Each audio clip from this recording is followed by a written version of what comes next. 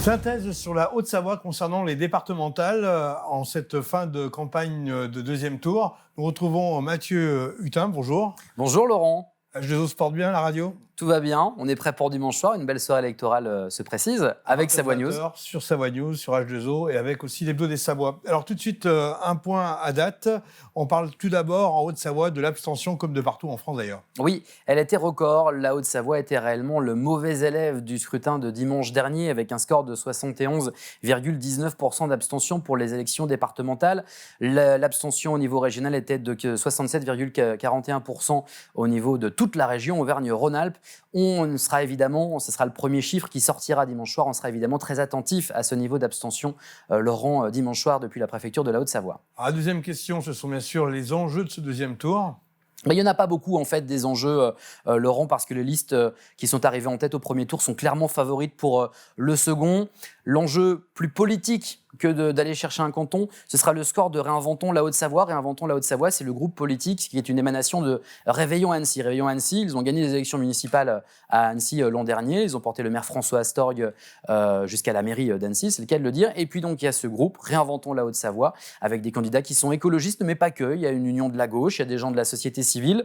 On ne les attendait pas au deuxième tour dans tous les cantons d'Annecy, dans les 4 cantons d'Annecy. Et finalement, ils ont porté leurs candidats dans ces 4 cantons. Alors à chaque fois en deuxième position, mais ils les ont portés dans les 4 cantons, ce qui crée quelques petites surprises. Par exemple, le conseiller départemental sortant, Vincent Pacoret, a été éliminé sur le canton d'Annecy 4.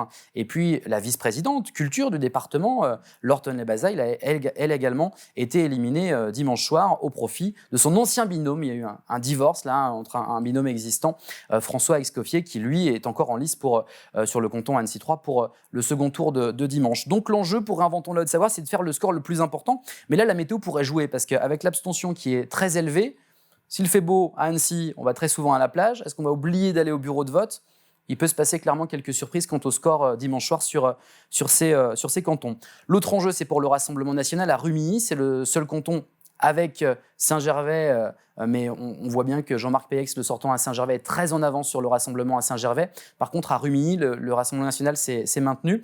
Est-ce que les électeurs du Rassemblement national de Rumilly vont se mobiliser ce dimanche ? On a vu dimanche dernier qu'ils avaient boudé les candidats au régional et au départemental. Est-ce que cette fois-ci, ils vont se mobiliser pour Nolan Conseil et Pauline Farge ? On le verra également, Laurent. Finalement, aucune surprise à prévoir ? Alors, s'il pourrait y avoir une surprise, sur le canton de Favert-Châtenay, Marcel Cataneo et Marie-Louise Donzel-Gonnet affrontent Jeannie Tremblay-Guettet et Gérard Fournier-Bidot. Alors, l'explication, Marcel Cataneo, c'est l'ancien maire de Favert-Châtenay, battu l'an dernier par l'équipe de Jeannie Tremblay. Elle n'était pas tête de liste, mais elle était numéro 2. Donc il y a un peu une revanche. On a regardé les scores de très très près sur ce territoire des sources du lac d'Annecy. Ça se joue dans un mouchoir de poche. Selon les communes, l'un est devant, l'autre dans une autre commune. C'est pas là que ça va se jouer dans les Aravis, notamment à la Clusaz ou encore au Grand Bornand. On sera attentif au score. La grande question, c'est le report de voix du duo Catherine Pessé-Magnifique et Philippe Prudhomme, avec des éléments de programme très proches de Jeannie Tremblay, l'écologiste, qui est d'ailleurs sur la liste de Fabienne Grébert au régional. Report de voix en faveur de l'écologie, report de droit en faveur de la droite de Marcel Cataneo. C'est là toute la question. C'est peut-être le canton qui pourrait basculer écologiste dimanche soir. Mais certains observateurs de la vie politique qui sont là depuis très longtemps nous disent non, ils vont arriver avec 1000 voix d'avance. Réponse dimanche. Alors, le troisième tour, c'est comme ça qu'on l'appelle dans le jargon politique, c'est ce dimanche, on est bien d'accord ? En fait, le troisième tour, il s'est déjà joué en partie dimanche dernier, il va finir de se jouer dimanche soir. Le troisième tour, c'est quoi ? Le troisième tour, c'est l'élection du président ou de la présidente du département. En Haute-Savoie, ce sera nouveau. Christian Monteil a décidé de ne pas se représenter, il l'avait dit depuis très très longtemps. Alors, on a 3 candidats sur les starting blocks. En tout cas, on avait 3 candidats. Jusqu'à maintenant, on nous disait Virginie Duby-Muller, la députée du Genevois, est candidate. Martial Sadier, le député de la Vallée de l'Arve, est candidat. Et puis Nicolas Rubin, de la station de Châtel, beaucoup fait parler de lui, notamment en envoyant des chansons à Emmanuel Macron, est candidat également.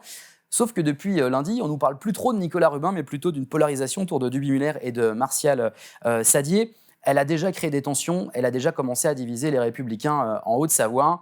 Quand Virginie Duby-Muller est arrivée à la préfecture de Haute-Savoie dimanche, elle est passée devant les 2 sénateurs qui sont Cyril Pellevat et Sylviane Noël, les 2 sénateurs Les Républicains. Il n'y a pas eu de bonjour. Et de l'autre côté, on a dit « dont acte ». Parce que ces 2-là avaient soutenu en fait des candidats dissidents sur les cantons d'Annecy qui avaient été envoyés là pour faire gagner Martial Sadier. Donc ça, c'est la partie qui s'est déjà jouée dimanche dernier. Ce qui va se jouer ce dimanche, évidemment, c'est les candidats, entre guillemets, pro-Duby-Muller, sur les cantons notamment d'Annecy 1 et d'Annecy 2. Si ces deux-là passent et qu'on arrive à discuter un petit peu avec les cantons de Favers-Châtenay et d'Annecy 4, il y a des chances d'être élu pour Virginie Duby-Muller, mais c'est pas gagné et suivra ensuite tout l'enjeu de la réunification, si on peut l'appeler comme ça, de la réconciliation de la grande famille politique des Républicains en Haute-Savoie. Il faudra suivre ça dans les prochains mois. Il faut voir plus clair dimanche soir, chaque vote compte, donc il faut aller voter. Et puis bien sûr, nous, on se retrouvera en direct à la fois de la préfecture de la Haute-Savoie avec vous, Mathieu, et à la fois en direct de la préfecture de la Savoie avec Raphaël, pour vous donner instantanément les résultats et aussi découvrir les différentes réactions de l'ensemble des politiques des deux départements. Merci, à bientôt. Merci Laurent. Vous l'avez dit, Laurent, votez pour qui vous voulez, mais allez voter. À bientôt.